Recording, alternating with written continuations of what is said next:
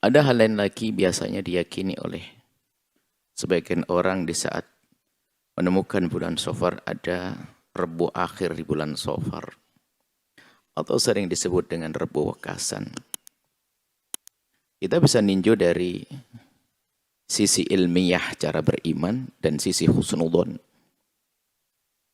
Sisi ilmiah bahwasanya siapa yang memberitakan adanya musibah datang di hari Rebu Wekasan itu? Dari mana akan begitu? Siapa yang memberitakan?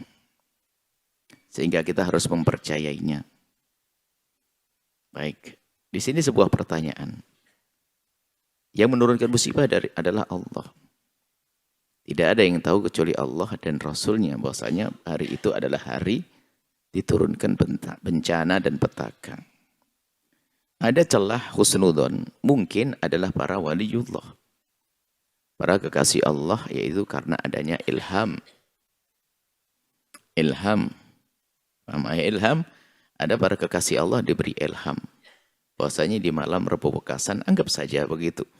Kita masih husnudon karena ada sebagian amalan ini dilakukan oleh orang yang menisbatkan kepada para wali. Oke, jadi ilham waliullah. Ilham waliullah, orang yang diduga sebagai wali lalu dapat ilham. Akan tetapi ilham pun kita tidak wajib mempercayainya. Artinya jika memang itu ilham para wali, dia mendapatkan ilham, diberitahu bahwasanya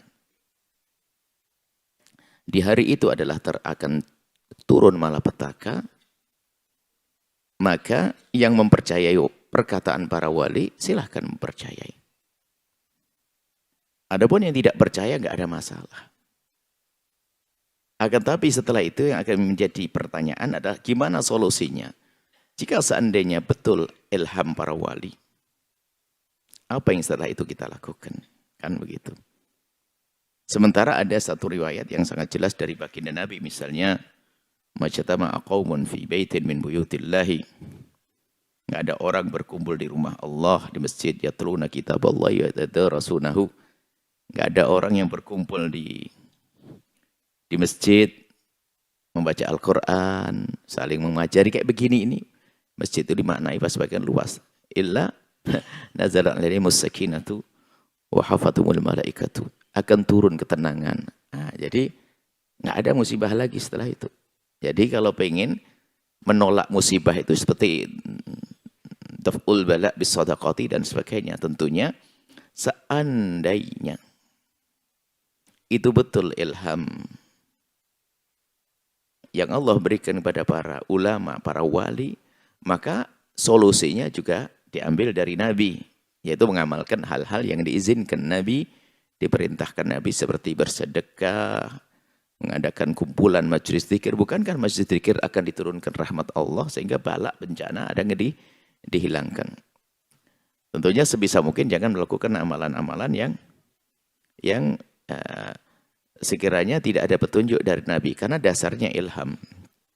Kalau betul itu ilham, maksud kami apa? Yang mengingkari bahwasanya di Rebu Wekasan ada bencana khusus turun, tidak salah, tidak perlu disalahkan. Karena dia akan karena mereka berdasarkan satu dasar ilmiah. Dari mana berita itu? Karena ghaibiyat itu harus jelas, berita gaib itu harus jelas. Harus berita gaib yang harus kita yakini dan orang lain wajib meyakini adalah berita dari Al-Qur'an atau hadis Nabi yang mutawatir, kemudian dalalahnya qat'iyah, maknanya sangat jelas, maka siapapun tidak boleh berbeda pendapat dalam hal ini. Adapun masalah berita tentang apapun dari orang yang dikatakan waliullah, maka tidak wajib mempercayai siapapun. Orang mengingkari keramat salah, karena karamah ada dalam Al-Quran, kisah Siti Maryam. Akan tapi orang mengingkari keramatnya si fulan boleh saja, bukan sebuah kemaksiatan. Atau mengingkari berita karamah. Nah, karamah itu bukan tahadiyat, bukan seperti mukjizat. Jadi ini ada rambu-rambu, maksud kami apa? Tidak usah kita berselisih paham terlalu jauh, terlalu dalam sampai mungkin olok-olokan. Yang mengingkari tentang masalah Rebu Wekasan adalah bukan dalam wilayah kesalahan kok. Dan seandainya bagi yang mempercayai tentu harus ada dasar-dasar Anda mempercayai apa. Apakah betul nasnya para kekasih Allah, wali, yang dia dapat ilham, itu pun tidak wajib yang lain mempercayai kok. Kemudian kalaupun mempercayai tentunya lakukan sesuatu yang Nabi memberikan petunjuk. Seperti kalau ada sakit-sakit, dawu mardakum bisadaqati, dengan bersedekah menyembuhkan orang-orang sakit, atau tadfa'ul bala, bersedekah akan nolak bala bencana dan sebagainya. Cukup begitu barangkali bagi yang mempercayai Rabu Wekasan, mungkin setiap hari, mungkin di hari itu sedekah 10 juta per orang untuk bangun pondok, baguslah itu. Itu. Jadi jangan ngerjakan yang lain-lain dulu deh maksudnya.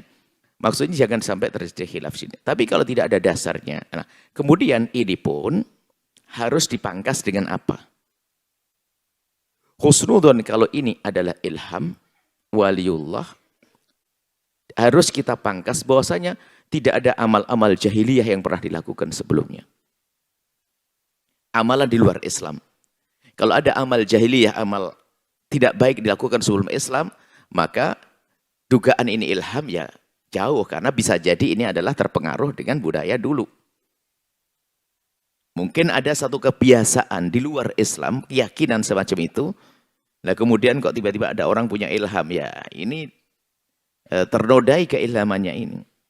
Karena akan mengukuhkan satu keyakinan yang salah pada orang-orang yang sebelumnya. Ya ini orang beragama lain misalnya. Jika mungkin ada di agama selain Islam, mempercayai bahwasanya Rabu Wekasan adalah ini. Lalu kok tiba-tiba dalam Islam bukan Nabi yang menyebutkan. Kalau Nabi kan mengukuhkan syariat sebelumnya kan sah-sah saja. Tapi hari ini, ya maka urusan Rabu Wekasan, satu memang kita tidak ingin berdebatkan masalah ini, akan tapi kita akan giring kepada cara yang paling tepat dalam menyikapinya adalah bukan ada nas hadis Al-Quran. Jika Anda tidak mempercaya pun Anda tidak masalah. Dan saya giring ke arah sini, maksudnya apa? Bagi yang telah mempercayai atas dasar ilham, Anda pun jangan marah kepada yang tidak percaya. Sebab fanatik yang salah itu adalah fanatik kepada hal-hal yang semacam ini. Kemudian solusinya apa? Bagi yang mempercayai ilhamnya pun tentunya lakukan hal-hal yang Nabi beri petunjuk. Bagaimana Nabi mengajarkan agar tertolak dari bala. Ya berkumpul mengadakan majelis taklim. Kayak begini tonton.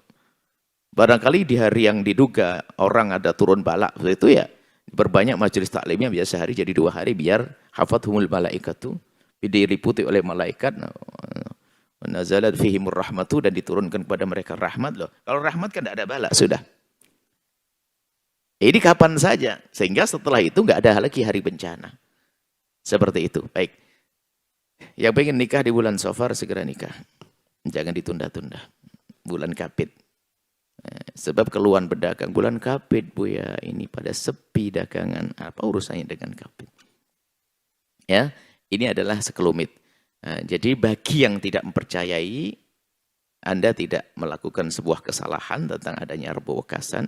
Bagi yang percayai perlu pelan-pelan dari mana asas dasar kepercayaan Anda. Jika dilacak ke atas adalah atas ilham para wali, itu adalah sah-sah saja. Bagi seorang murid mempercayai ilham gurunya sah. Tapi jangan memaksa orang lain mempercayai ilham gurunya, nggak bisa. Saya melihat guru saya punya karomah, dan saya yakin itu karomah. Kejadian luar biasa. Tapi saya ceritakan ke Anda tidak wajib cerita. Bukan masalahnya karomah tidak ada. Karena apa? Bisa jadi saya bohong. Gitu loh sederhananya. Jadi sederhana, ukuran syariatnya tuh ada, ilmunya tuh ada. Jadi jangan sampai kita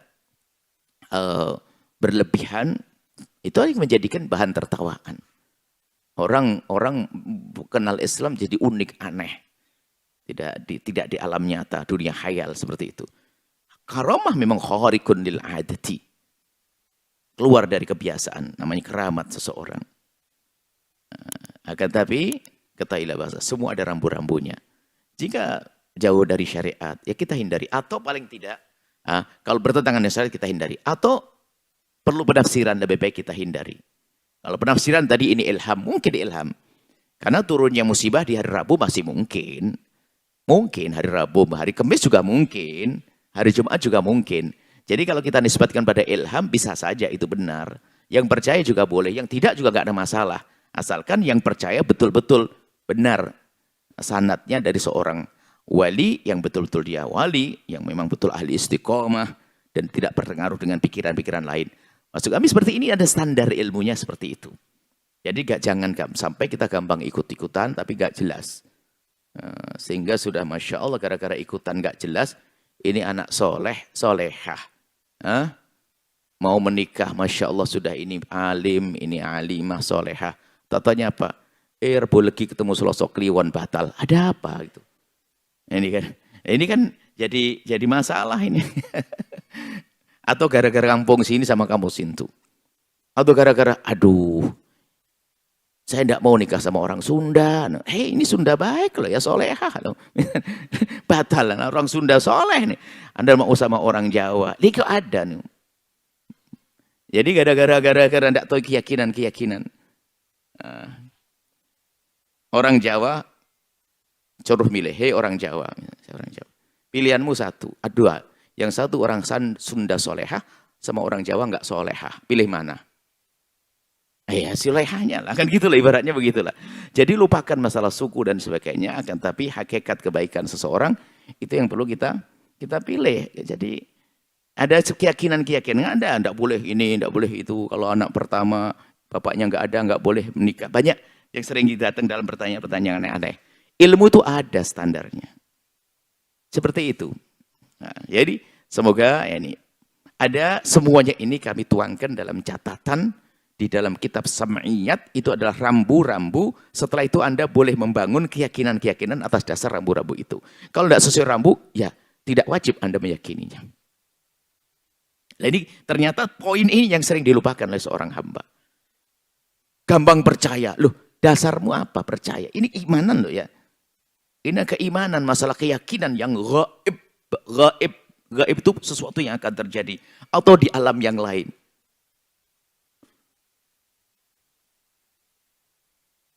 Anda tahu tidak, di satu kampung percaya dengan buta hijau. Jadi kalau ada gerhana matahari itu langsung katanya ada buta hijau. Sehingga nanti pohon-pohon dipukulin biar buah. Ingat tak? Ingat? Loh, ini gimana sih Anda ini? Kemudian orang hamil suruh masuk ke kolong. Kolongnya sempit lagi. Ini dari mana? Mohon maaf. Anda jangan mencaci agama lain. Jika itu ada di agama lain, urusan mereka. Yang saya permasalahkan Anda orang Muslim. Jadi itu matahari, rembulan itu ditelan sama buta hijau. Dimut. Nanti dikeluarkan lagi sama buta hijau. Ajib. Ini orang Islam. Kalau ada orang punya keyakinan tentang ada dewa-dewi, petara dan sebagainya, itu urusan agama mereka. Tapi Islam punya aturan loh ya. Kayaknya ini benar Pak. Ya mengiyai semua ini saya jadi curiga ini. Jadi kita perlu bangun keyakinan itu yang benar gitu loh. Nah, ada dari mana kisah buta hijau itu? Dalam Islam tidak ada buta hijau. Lebih ajib buta pink. Hijau ya, buta pink lebih ajib lagi ya udah. Jadi kalau urusan agama lain dan cerita mohon maaf bagi agama yang meyakini adanya buto-buto, dewa-dewa, ini adalah kami bicara di ranah kaum muslimin.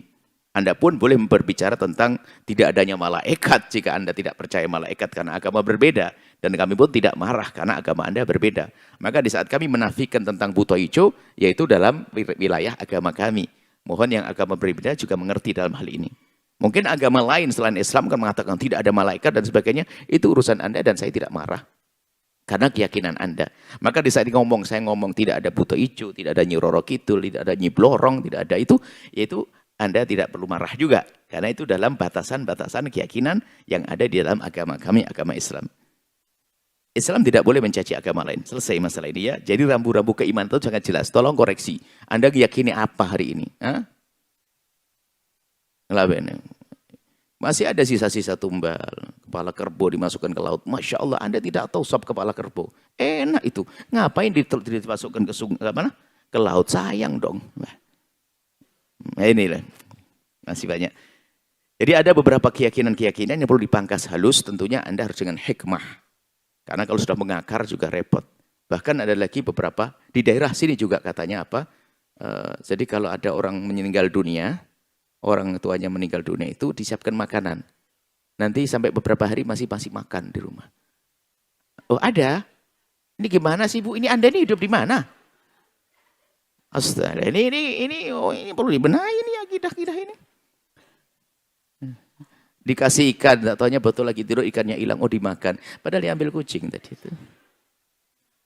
Jadi nggak ada begitu. Kalau sudah di alam barzah dia punya kesibukan di sana. Belum lagi karena sering nonton sinetron ada roh gentayangan. Ada tidak? Kok enak kalau dia orang bermaksiat diseksa di alam barzah, ngapain gentayangan, balas dendam di mall. Ini kan sinetron. Cobalah berkeyakinan tuh harus mikir loh Anda itu. Itu katanya orang jahat. Makanya tidak diterima rohnya. Sehingga gentayangan. Pakai baju merah, rok pendek. Di mall. Ini gimana kisahnya? Wong keyakinan kok dibangun dengan begitu tuh. Kita belum bangun keyakinan, ini bab akidah kita ini. Kalau orang sudah meninggal dunia, kalau dia orang baik mendapatkan kenikmatan. Kalau orang maksiat diseksa. Sudah maksiat, orang ketabrak rel kereta api. Wah, langsung tayangan. Kok bisa? Oh, dia tuh mau ziarah ibunya. Kemudian ketabrak kereta api. Kan mati mulia dia. Surga. Ngapain gentayangan? Makanya banyak yang nonton sinetron. Baik seperti itu. Jadi ini keyakinan-keyakinan perlu kita benahi perlahan-perlahan. Begitu mudah standar dalam berkeyakinan. Dalam Islam itu sangat sederhana. Kita percaya adanya jin karena Al-Quran menyebutkannya. Adanya syaitan, Al-Quran menyebutkannya. Nabi menceritakannya dan seterusnya. Tapi kalau kisah-kisah begini dari mana kan begitu? Katanya. Perbincangan di gardu, di dapur, sambil cari kutu, segala macam kemana-mana. Ibu-ibu itu. Baik.